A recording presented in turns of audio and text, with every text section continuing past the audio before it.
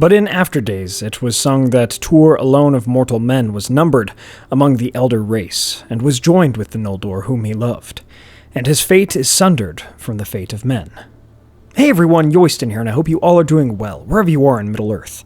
Today we are looking at a rather large anomaly in Tolkien's works, a fiction where one's final fate is closely bound to their race's overall destiny, with this being one of the only exceptions to that rule.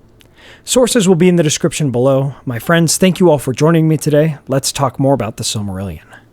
So let's go through together and look at the different reasons why Tuor might have been different than every other man in Middle-earth, in that he alone split from the gift of Iluvatar. He became essentially one of the Eldar, one of the Elves. First off, Tuor was purely a man through and through. He had no elvish blood at all. But he was heavily loved and blessed by the Valar, such as Ulmo, and he was pretty much entirely virtuous, everything we know about him.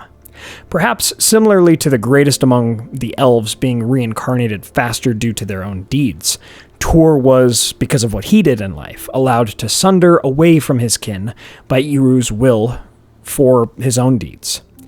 There is a problem with this theory, though, because this is saying that what Tuor did as a man was then more worthy of such a fate. Was he more worthy to become one of the Eldar than Beren, Hurin, Aragorn, and Turin, others?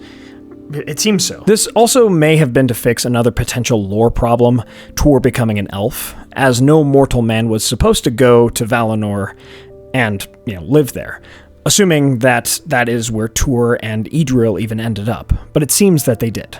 So perhaps him becoming an elf was more to fix another plot hole in the books, essentially letting him be counted among the elves and not a human walking upon the immortal, undying lands. So him becoming immortal would keep that rule intact, perhaps. Another idea is that maybe being Ulmo's messenger and champion in a way allowed Tuor a status that was more like an elf or Maya than a man. Right? He was really one of, if not the first and perhaps only human to be a champion of one of the Valar. And so, like Iru giving true life to the dwarves, perhaps that helped Iru alter Tuor's mortality to fit that.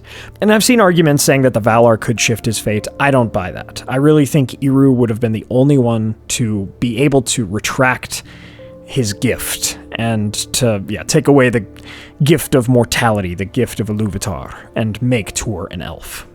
What's more is that in letter 153, Tolkien explains that it was the will of Eru that no fates be changed save for those of Luthien and Tuor.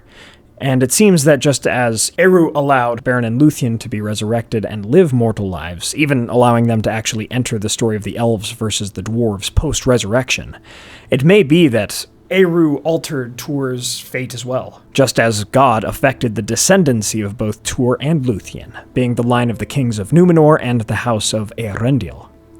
According to that same letter, Tolkien discusses the sub-authority of the Ainur to change things, but again, I just doubt that the Ainur, the Valar, the Maiar, could fall into the purview of being able to give or take away Iru's gift. That just doesn't seem to be something they would be able to do.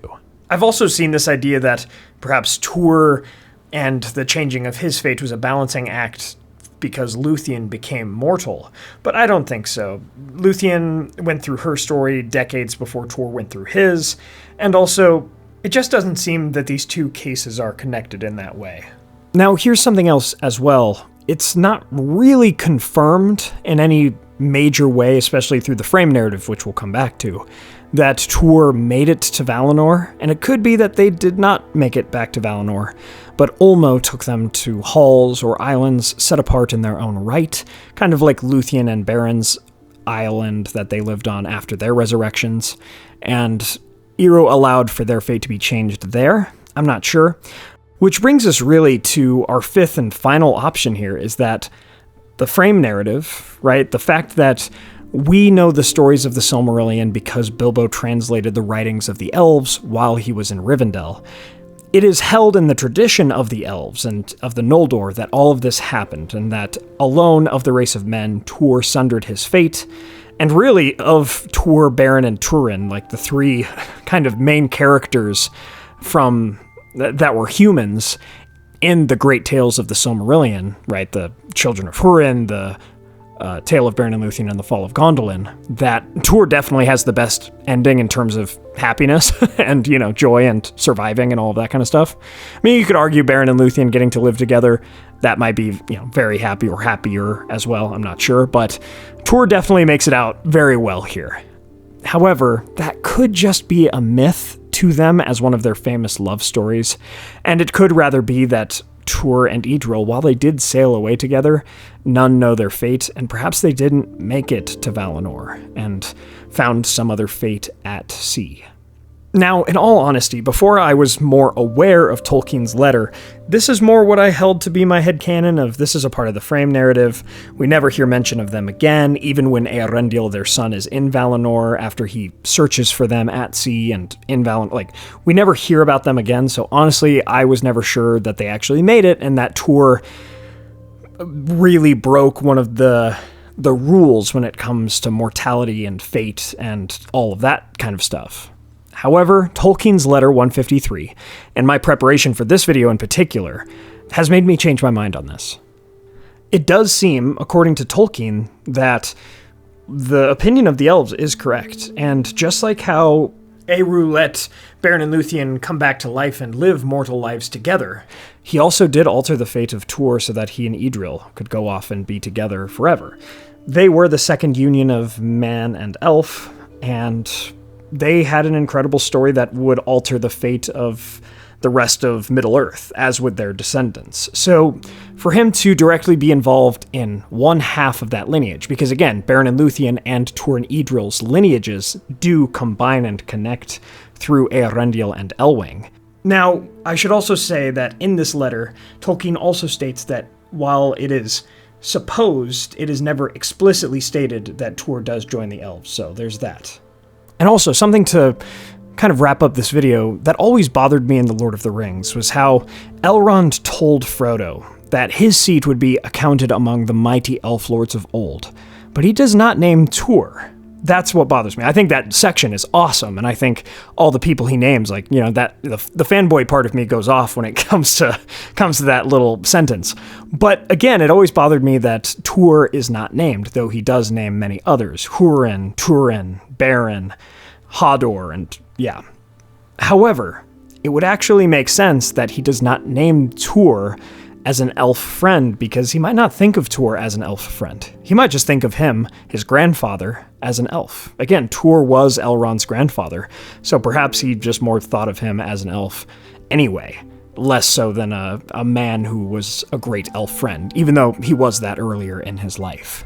So it does seem, overall, to wrap it up, that Tuor did have a very different kind of ending than anyone else in Middle-earth.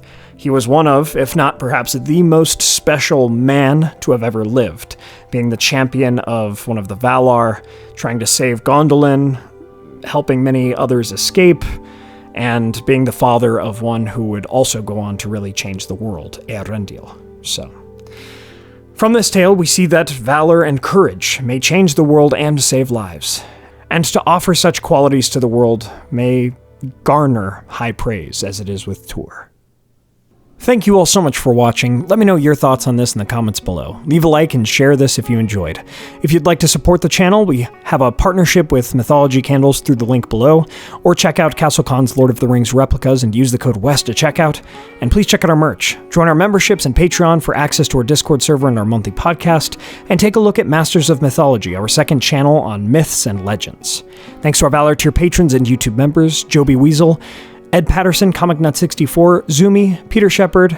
Thank you all so much for keeping the channel going. Don't forget to subscribe to join the Men of the West, and my friends, thank you all for joining me on this adventure. Until the next one.